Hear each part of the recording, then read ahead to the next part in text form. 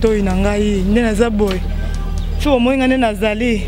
Mnoko nangezo kauka. Ofila nabza pasteur nanga papa na kopote na lo tabat ba.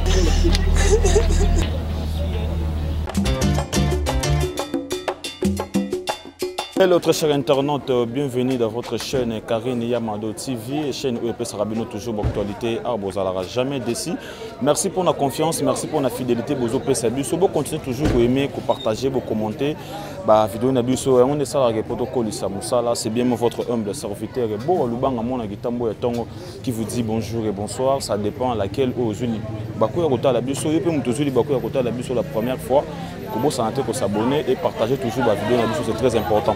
Ce que je na telemi awa parce que toza na sango ya mawa. Sanga mawa ezali na simananga bozomona toza ba chroniqueur na ba chroniqueuse to bino boyebi. Ezali réunion te, ezali pe fetité mais ezande matanga. Matanga ngo ezali nini? Tokufeli moko oya biso na kombo ya Angelica concert na biso.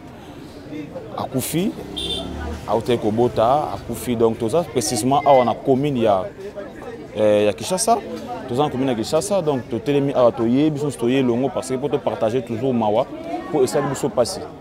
Essayer de se venir passer comme on a serre na biso Akufara Raboye, Aye Kobota et après Akufi, donc on a to kiti vraiment sur le terrain pour Toye ba ezanini, pour te commis sur place, pour te moni, eza vraiment ya solo serre na biso Akufi. Serre na biso Angelica ba o ba yebié. J'espère que déjà tout ça sur le terrain, tout ça, chroniqueur Bazali, chroniqueuse Bazali, toujours partager avec Mawa, toujours bagarre idée ni tout ça là, on a biso nenga qui a Akufi biso, Akufi a qui a tiki biso. Donc ça n'est vraiment pas si peu Mawa. Et ça n'a rien biso non sommet. Et ça la rara pas sur le monde, moko bozali qui n'a ya qui kakabo Akufi. En plus à Kekobota. Et ça les va passer. Donc au moins to sangani biso nous sommes chroniqueurs na ba chroniqueuse tout au sangani pour toi toujours koeba ni le cas qui donc merci na bino ba tout pesi biso confiance merci tout son nom ba image to ko en hôpital bongo to ko zonga tout juste après.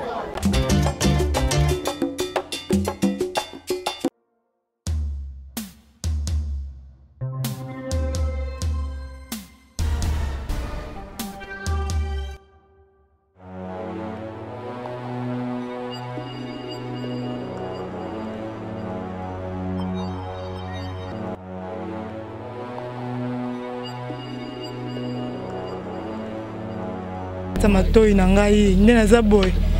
So moi ngane nazali mnoko nangezo kauka. Non ke lokwa makile sininga na mai. Non yeba te. Navandi na ndako na bimai na tongo na ozonga. Na muka no bien te. Semaine on manalo takato lela même tolela na ayebani te. Tolela kaka. Ah na otuna kutu nani na bisonga tuni. Qu'est-ce qui se passe? Eleki. Navandi lelo na tongo. Na bima na zongi ndaku ana komi na ndaku boye na kaneza il faut otala na bastati c'est très important c'est très important on a aussi bino faut otala na bastati ma mso oyeba te à travers stati muninga oyeba ata bosolo la raté oui faut otala ndeti bona tongo boye na fa na otala kana ndo lia kutu na lia lipa na mais la lipa na top na zui maman directement ah na mona ka boye na moni grâce témoigner Angelica à olela na qui peut te comme Angelica même si grâce à son camarade na ye tout na qui peut péter na mo ka ache photo Angelica na gangi ngabi quoi Angelica na mo ko ka ki na so mo blonde so na tiki na mulangi na no mélange et kuinga na se panzani so c'est ngalo ko émotion qu'est-ce qui se passe non benga grâce à sauter la mutuka tene Angelica kufi ngabi Angelica la maladie Angelica to qui est na sango moko te Angelica mutu pasi Angelica ça chaque jour ba direct na ye azolo makambo na ye donc j'étais émotionnée na benga le kechu ki lala na bengi dani na bengi batu belé na kokite na vandi na se na tapi na nga ndena okelo mo yebsinga telema ndena o telema nakoki te ya sango esali nakoka kote. Mais est-ce que tu boya balobini atiki mwana boti mwana tondeni? Ah boti mwana mobali akende kobota toza na hôpital ya ba nini Kibati na commune Kinshasa. Commune Kinshasa bota kakawa. Amesa na bota. Bota kakawa donc aboti ne peut bien a osala hémorragie na 21 heures kufa. Eh.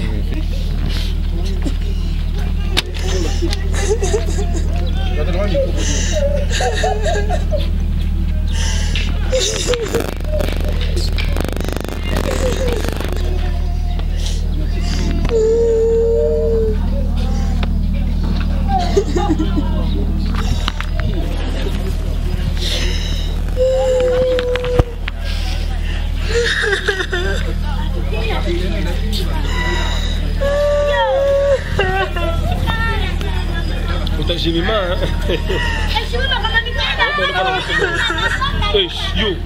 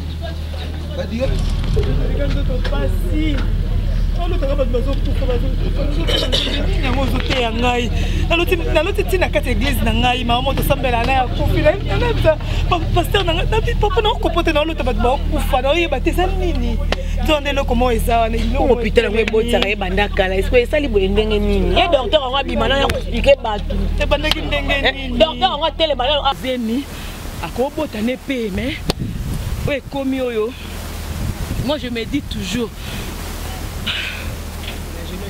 baran de zatina te pardon liwa madame Angélique te pardon donc to koko ça la so ba guerre to suka ataboye to kota la profondeur te ba guerre de ça la teke to kota la profondeur te parce que to kota ba guerre ya munoko so mninga za la pasi total naka to kota naka liwa madame Angélique te linga makasi Teza yango ya solo te. So ba grâce te bazawa. Kameli bazawa, mwana et tout. Eza yango YouTube. Tokuta na to sola babarezi bazawa et tout. Mara musu to kenda nango eza ndenge to luka ki batala biso, to raposa ba chaîne na biso. Neti ndo to rakoki na ba guerre na ndenge ya solo.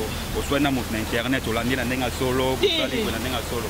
Donc biso to passa bon moment na Angélica. Donc madame Penari madame Angélica asale belé pour na biso asale belé.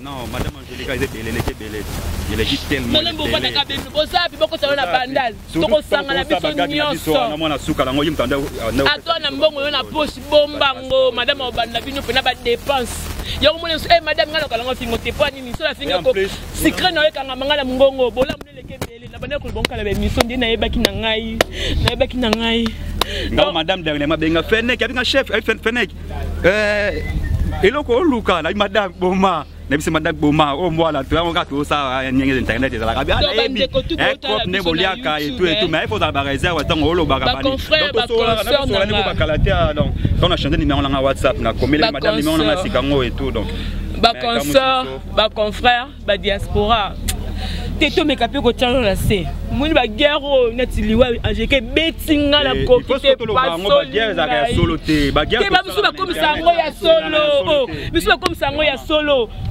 neti ngala to ça le mission dernièrement na bino anniversaire nene to bengi Carmel Odia pona ka kwa mise galerie ba seka la bango la banda ko sa mo ambiance mais du fond de moi na la rancune te na la guerre moto na ko sa na ndeko langa prévenez que Karine ba la tena Angélique mais tane na komi ba mona fulado na perdre. Donc ça passe qu'au père de madame Angélica Natao tondima qui te mutaka ko bota bébé wana tikali ça fait vraiment mal. Je vais conscientiser tout le monde. Tolinga la pardon, évitons nos querelles et ça la ya motema te ça lonka ya munoko to luka mbongo. Et ça rappelle que ya makasi ko lukela baninga malade jusqu'à ce point. Donc madame a choqué. On a tonga data immeuble de niveau. Pas ba guerre azate. Donc madame a choqué. Madame a choqué. Parmi batu oh netinga na ba madame Angélica dimtala sang madame Angélica Jérémie Louemba. Moi c'est kana bana mamba ba bemesika to soutenir Karine. Jérémie Louemba mutala sang madame a bisanga fene ko sala musano kitoko mais il faut au coach qui professionnalisme il faut bâtir ça bilo donc encourageant la maman belé alors et mon Fenek ça lango boy non tu la joie suka to ku to sala ka nzembo bana mamba wana donc na ko kati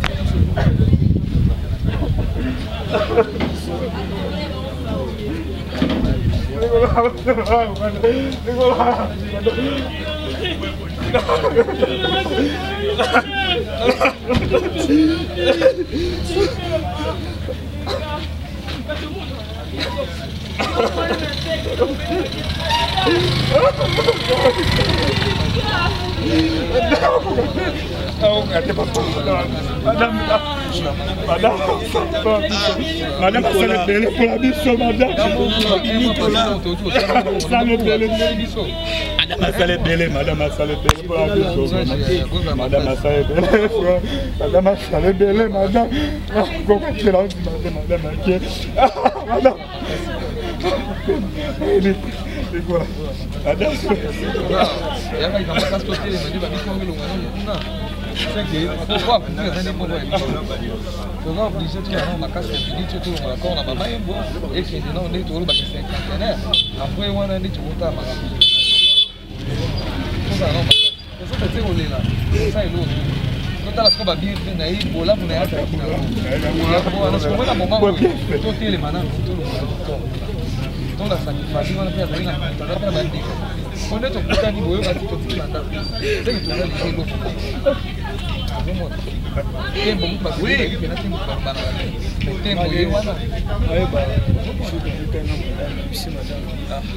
Madame Azana so wika fene kaza na fati ndambo. Abisinga Nicolas me ngo bala boy. Nga peut na rosa na libala no teme ta contribution na nga yango. Apesanga mbongo bien. Donc na le mbongo bela Madame Angélique kana utwana belenga Congo. Juvenal Tissou uta benga ngabi Nicolas na onti maté Madame akufu parce que même batoto no ça trop belle mission na Madame Angélique. Donc na YouTube nga alipe na mbongo mama na mbongo mama même na ndako eska ya ndo fanda donc na benda kwa Madame Angélique apesa nga contribution mambo ya mbongo ya libala na ngai mais na libala na ngai ya te na bengi mais ndeni na libala na ngai ya kitote Nicolas kutanga so esika de Madame apesa nga so mbongo mususu ayaki na libala te apesa nga so mbongo na cadeau yango donc na lembongo ebele ya mama wana Madame Angélique surtout nga ala ina ba tournage na biso tanto sala tonga ngana zawana donc ba makelele yana karinga lobagi no biso to bagi mama to ko tango te to bagi madame o sala pour la biso to ko sala mote moi swana o lelo na ndako malili apesa pena doki aide ba te belé ya lelo ba misu ba solana ite me balia mbongo Madame Angélique ebele lelo na YouTube basola na ite mais balia mbongo na ba misusu pe basola na ba de Madame donc si 100% ta ba 60% na YouTube balia mbongo Madame Angélique na YouTube to komina kimotema mais YouTube ba kanisa raté to salaka biso to zalaka air mo boy o sale loko o bengi mutu ta kuna sala ki botama bengo to sala ki boy za na moteke